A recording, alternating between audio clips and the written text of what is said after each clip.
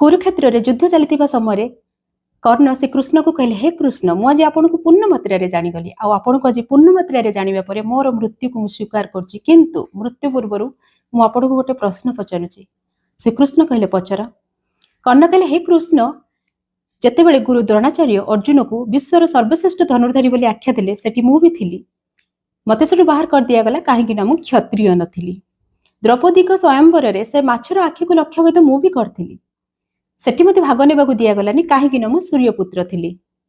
आउ मु कुरुक्षेत्र को जेतेबेले युद्ध करिया को आसिली ता पूर्व मोर कवच कुंडल को दान रूप रे मोठु मागी निया गला ताहा जानी मध्य मु युद्ध करिया को आसिली आ एठी युद्ध क्षेत्र रे मते मारिबा पई मध्य छळनार प्रस्तुत करा जाउची। एबे कुहंतु मोर सामर्थ्यर परिचय कोन केहि के भी जानि परिबेनी।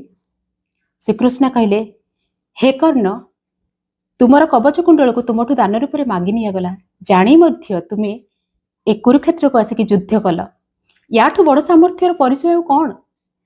मु जुगे जुगे कहिछि सत्य और न्याय पाखरे मु थाए तुमे कर्ण अधर्म और अन्याय मानक सहित रही धर्म विपक्ष रे आसिल युद्ध करने आउ जुगे जुगे ये लेखा अच्छी जी अधर्म और अन्याय मानक सहित रही थाए ना से निश्चित दिने ना दिने बलि पड़िबो।